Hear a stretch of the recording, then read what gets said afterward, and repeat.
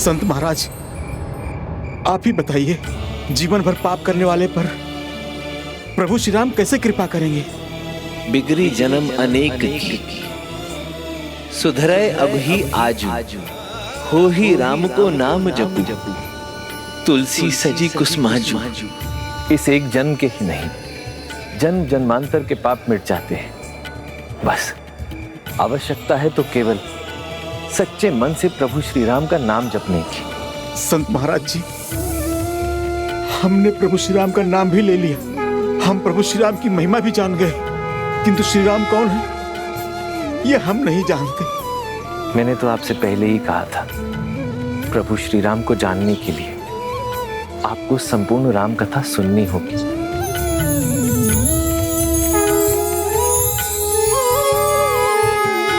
हम पर कृपा कर हमें राम कथा सुनाइए ना संत महाराज।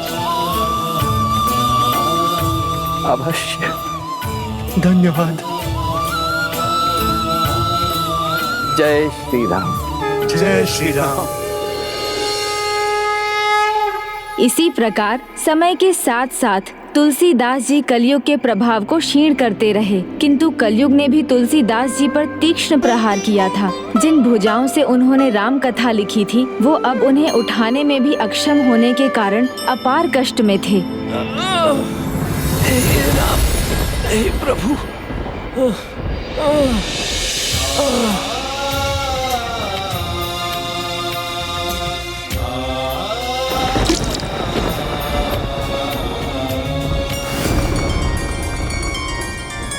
संपूर्ण जीवन लोगों से घिरे रहने वाला तुलसीदास इस आयु में अकेले रहने पर विवश है। प्रारब्ध देवी और कलयुग का प्रकोप, उसी के कारण तुलसीदास की ये दशा है। हे प्रभु श्री राम, कितना अक्षम हो गया हूं मैं।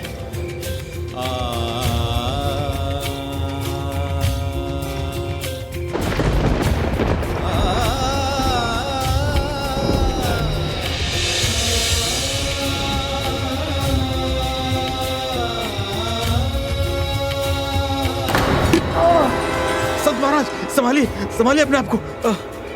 बैठिए। हे संत तुलसीदास जी, आप क्यों तकलीफ कर रहे हैं? हमें बुला लिया होता। आप रुकिए, मैं जल ले आता हूँ। हाँ, ये लीजिए, जल पीजिए।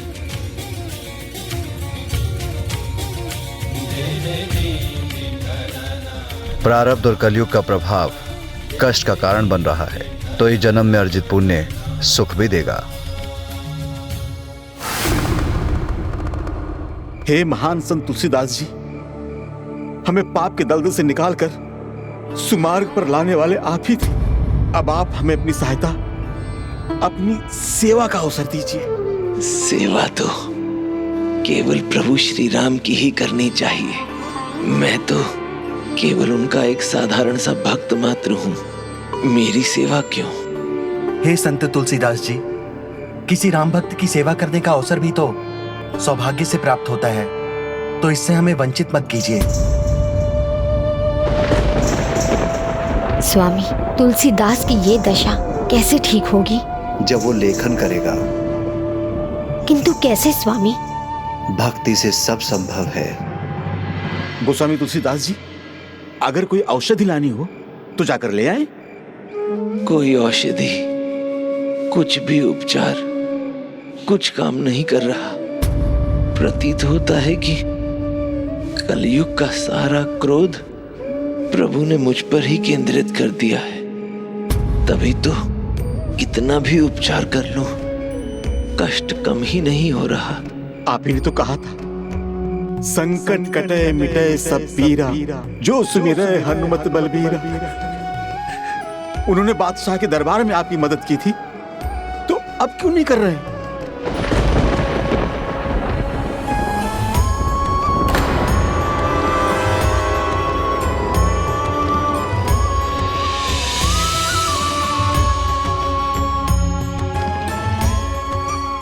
संकट कटे मिटे सब पीरा, जो सुमिरे हनुमत बलबीरा।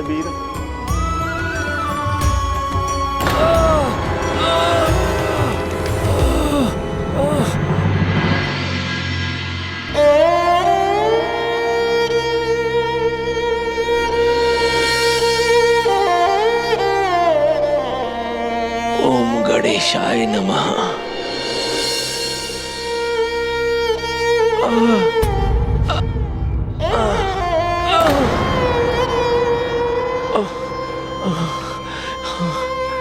हे गणपति, हे माता जानकी, हे प्रभु श्री राम, मेरी सहायता कीजिए। हे संकट मोचन बजरंग बली,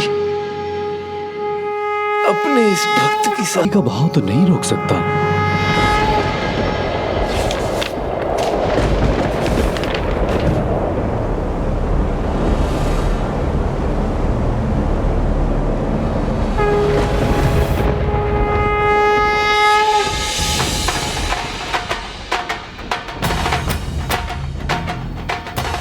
प्रभु, आप आ गए प्रभु।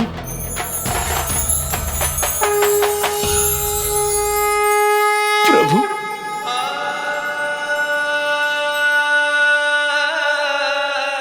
आप चलिए वहां पर बैठिए।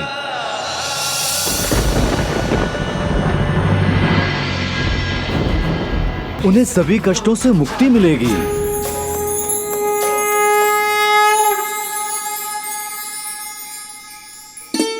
प्रभु, मुझे मेरे कष्टों से मुक्ति क्यों नहीं मिली?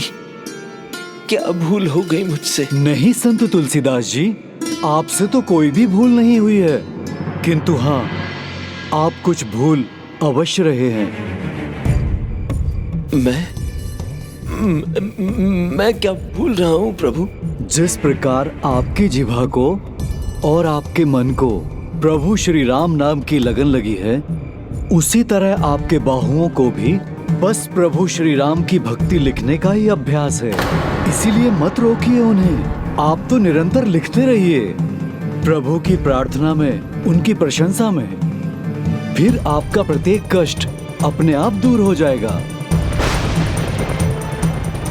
किंतु प्रभु, अब मेरी बाहों में उतना बल शेष नहीं कि मैं लिख सकूं। संत तुलसीदास जी, क्या आपको स्मरण नहीं? क्या आज आप अपनी ही लिखी हुई रचना भूल गए हैं? राम भरोसो राम बल, राम नाम विश्वास, सुमिरत शुभ मंगल कुशल, मांगत तुलसीदास। जिनके चरणों से निकली पावन गंगा है, जिनके चरणों को सप्त ऋषि भी पूजते हैं, मैं तो बस उन्हीं श्री राम के चरणों का पूजन वंदन करता हूँ। बस यही मांगता है ये भक्त तुलसीदास। प्रभु पर आपका ये भरोसा ही आपका बल है। तो फिर प्रभु श्री राम का नाम लिखने के लिए आपकी बाहुओं में बल भला कैसे कम हो सकता है? इस प्रकार अपनी अंतिम श्वास तक प्रभु श्री राम की गाथा रचते और लिखते रहे श्री राम भक्त संत तुलसीदास जी। भक्तजन, जय बोलो श्री राम लखन जान की। जय हो श्री राम लखन जान की। जय बोलो श्री राम भक्त हनुमान की। जय श्री राम भक्त हनुमान की। जय श्री राम। जय श्री राम।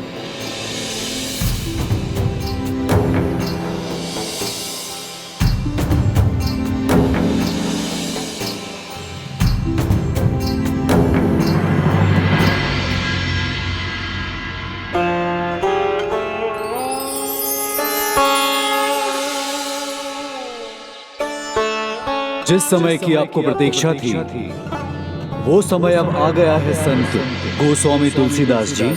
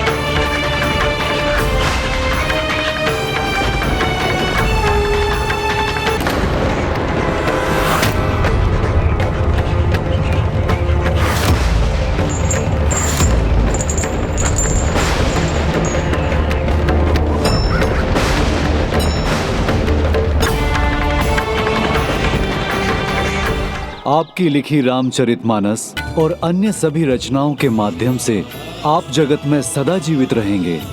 महान संत गोस्वामी तुलसीदास जी, और जैसे मैं सदा आपकी राम कथा सुनने आता रहा, वैसे ही कोई भी भक्त राम कथा का पाठ करेगा, प्रभु श्री राम का नाम लेगा, तो मैं किसी न किसी रूप में राम भक्ति का रस लेने वहां भी पहुंच जाऊंगा।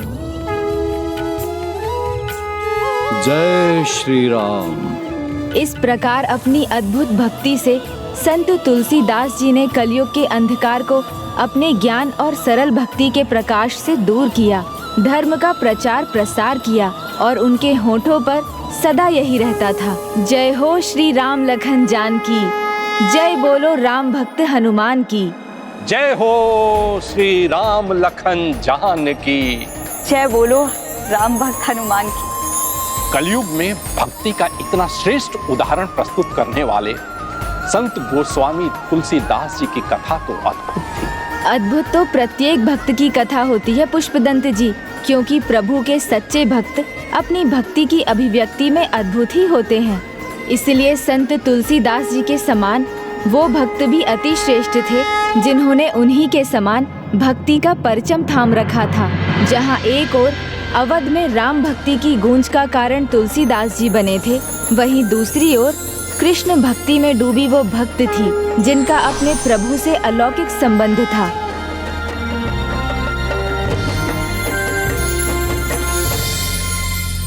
कृष्ण भक्ति में डूबी वो भक्त थी, जिनका अपने प्रभु से अलौकिक संबंध था। कैसा अलौकिक नाता गजानन? प्रेम का अलौकिक नाता, जहाँ प्रेम शब्द की चर्चा तक ना हो, किंतु अथाह प्रेम हो। जब भाव एक है भक्ति का, तो उस पर आधारित नाता अलग अलग कैसे हो सकता है? वैसे ही जैसे हनुमान जी तुलसीदास जी के निस्वार्थ सेवा भाव से अभिभूत थे, इसलिए प्रभु के साथ उनका नाता सेवक के समान था। वहीं पांडव श्रेष्ठ अर्जुन और भक्त माधव दास के हृदय में प्रभु के प्रति सदा मित्रता का भाव था और नाता सखा का। अतः भक्त के मन में जो भाव होता है, प्रभु के साथ उसका वैसा ही नाता बनता है। तभी तो कहा भी गया है, जाकी रही भावना जैसी, प्रभु मूरत देखी तिन तैसी। इसे ठीक से समझने के लिए मैं अब एक ऐसे भक्त की कथा सुनाऊंगा, जिन्होंने अपने प्रभु को अपना प्राण बल्लभ बना लिया, जो अपने प्रभु से ऐसा निस्वार्थ प्रेम करने लगी कि उन्हें अपना नाथ, अपना स्वामी, पति परमेश्वर मानने लगी। ऐसा अनुपम प्रेम। कौन थी ये अद्भुत भक्त? गोवर्धन धारी गिरधर गोपाल की परम भक्त महान संत कवित्री मीराबाई। वो मीराबाई जिनके भक्ति गीतों और पदों की पुष्पमाला ने प्रभु प्रेम की एक नई सुगंध का संचार किया। लौकिक प्रेम का अंत तो जीवन के अंत के साथ ही हो जाता है, किंतु अलौकिक प्रेम तो अमर है, जन्म जन्मांतर तक रहता है। परंतु बंधनों, परंपराओं और मर्यादाओं में बंधा समाज उसे कहाँ देख सकता है। समाज का संतुलन बनाए रखने के लिए वो केवल लौकिक प्रेम ही समझता है। संत मीराबाई का प्रभु प्रेम भी इसी प्रकार आरंभ हुआ, किंतु वो समय के साथ अलौकिक प्रेम में बदल गया और जन्म जन्मांतर का बंधन बन गया। जन्म जन्मांतर तक कैसे प्रभु? भक्त मीराबाई और उनके प्रभु के प्रति प्राण बल्लभ प्रेम का आरंभ उनके पिछले जन्म से ही आरंभ हो चुका था, जिसमें उन्होंने गोकुल के एक गांव में द्वापर युग में जन्म लिया और तब उनका नाम था माधवी।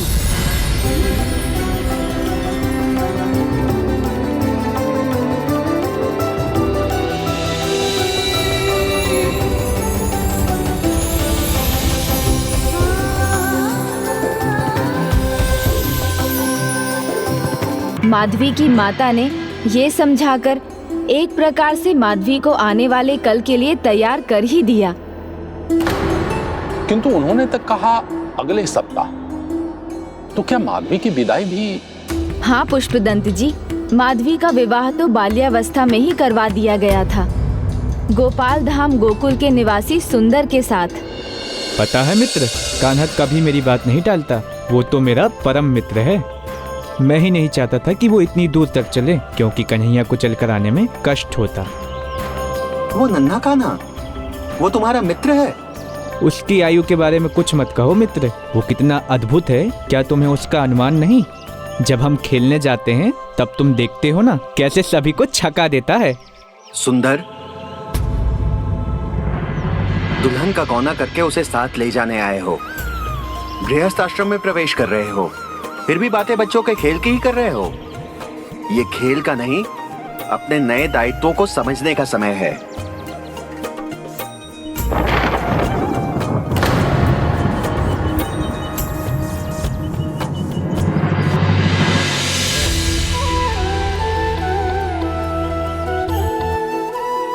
स्वागत है जमाई जी।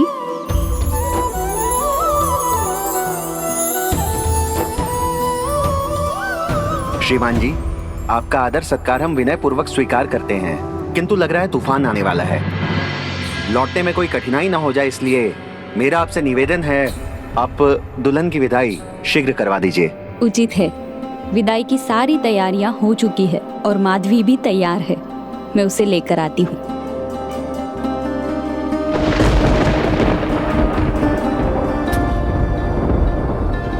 क्या कर रहे हो सुंदर?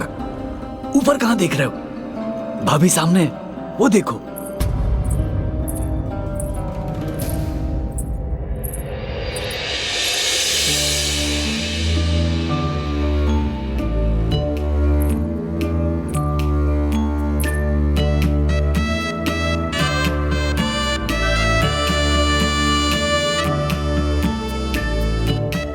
देखो देखो, उनकी आंखों में आंसू भी है।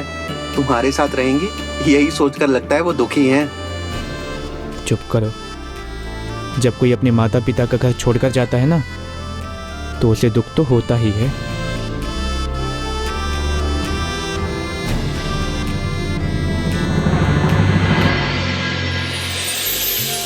आपके हृदय को भी मेरी विदाई पर ऐसी ही पीड़ा होगी ना? उतना नहीं, उससे कई गुना अधिक।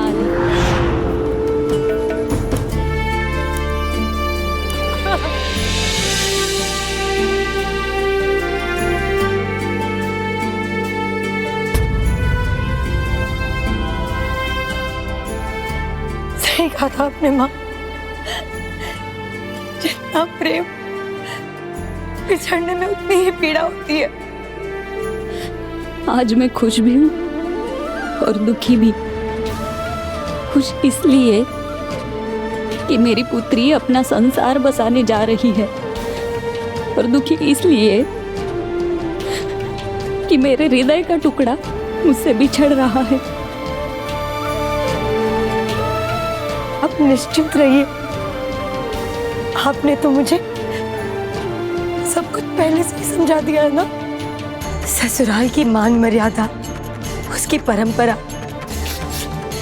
छोटे बड़ों के प्रति प्रेम और आदर, मैं अपने सारे कर्तव्य भली भांति निभाऊंगी माँ। दोनों कुलों की गरिमा बनाकर रखूंगी और हम दोनों पति पत्नी के प्रेम के बीच किसी अन्य की छाया भी नहीं पड़ने दूंगी।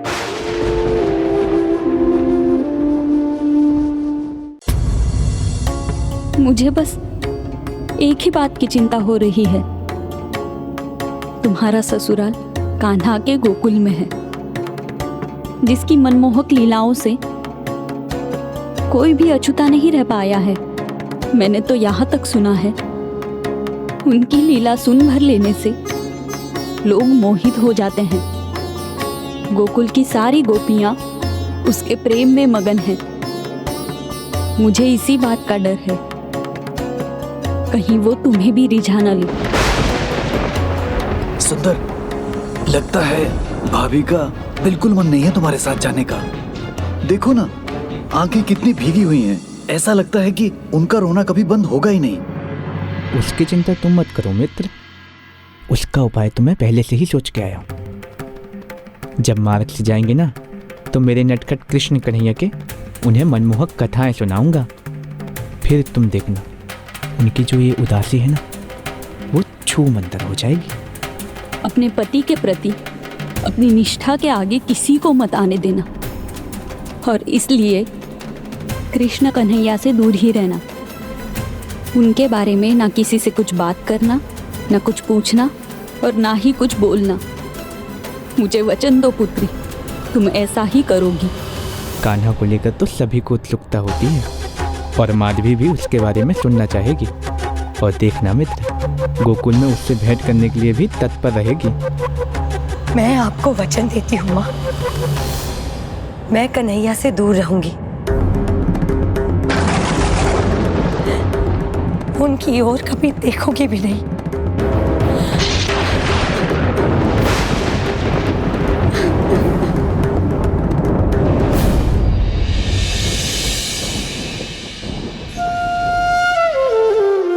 ऐसी चिंता मां की, इतना कठोर वचन ले लिया उन्होंने, इसका क्या कारण था गजानन? माधवी की माँ चाहती थी कि उनकी पुत्री द्वारा लौकिक यानी सांसारिक मर्यादाओं का कभी उल्लंघन ना हो, इसलिए उन्होंने माधवी से ऐसा कड़ा वचन लिया। किंतु जब लीलाधारी गोकुल में थे तब कुछ ना कुछ लीला तो होनी ही थी।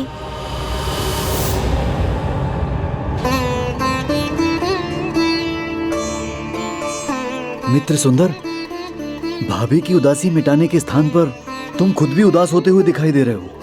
बस आंसू निकलने की देर है। तेजी से आगे बढ़ते रहो, बिन मौसम की हवाएं चल रही हैं, तूफान आ सकता है। तेजी से नहीं बढ़ा जा रहा तो कोई बात नहीं, बड़े हैं तो यही कहेंगे कि सावधान रहो। लेकिन तुम चिंता मत करो, कोई भी तूफान नहीं आने वाला, और आएगा भी तो मेरा मित्र है ना, वो सब कुछ संभाल लेगा। वो अपनी लीलाओं से हमारी रक्षा करेगा। अरे मैंने तो अपने मित्र का नाम ही नहीं बताया, कन्हैया। वैसे तो उसके बहुत सारे नाम हैं, कृष्ण, कन्हैया, गोपाला, नंदलाला, मुरलीधर। क्या हुआ, तुमने उसके बारे में नहीं सुना क्या? तो इसमें दुखी होने की क्या बात है? मैं हूं ना, मैं उसके बारे में सब कुछ बताऊंगा, उसकी लीलाओं की कथाएं सुनाता चलूंगा।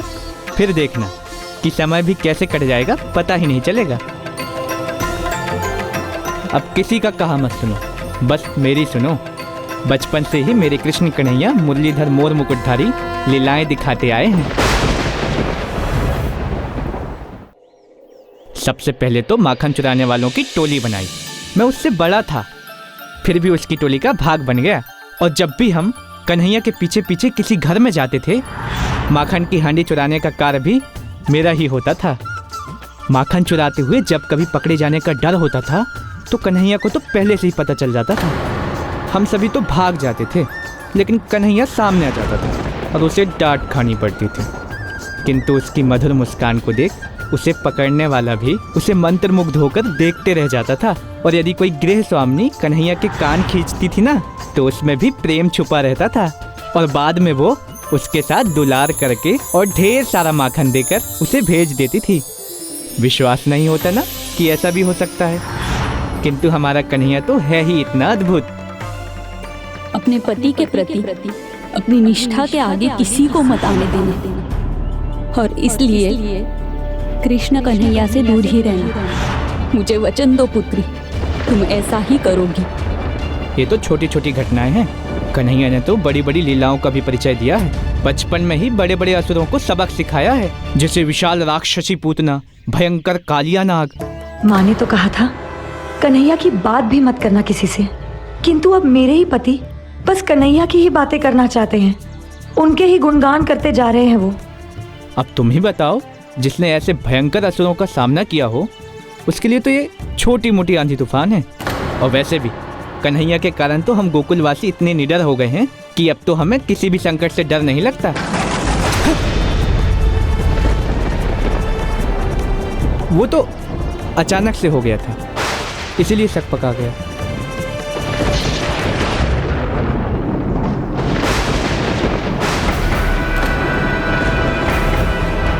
लगता है बहुत तेज वर्षा होने वाली है। लगता है सारे बादल गोकुल पर ही मंडरा रहे हैं। आओ आओ पुत्र, आओ। भय मत करो, हम गोकुल की सीमा में हैं, और जब तक कन्हैया यहाँ है ना, हम सुरक्षित हैं। क्या आप पूरे समय कन्हैया की ही चर्चा करेंगे?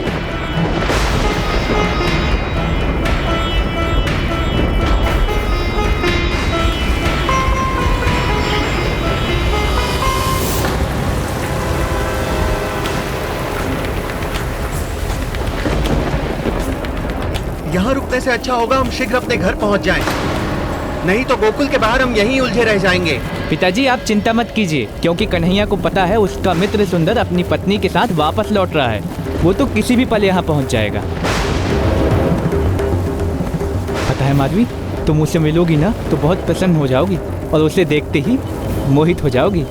मैंने तो माँ को वचन दिया था कन्हैया की ओर देखूंगी भी नहीं, और ये तो चाहते हैं कि मैं उनसे मिल लूं। ये कैसी परीक्षा है प्रभु। अब मैं अपने पति की बात सुनूं या अपने वचन का मान रखूं।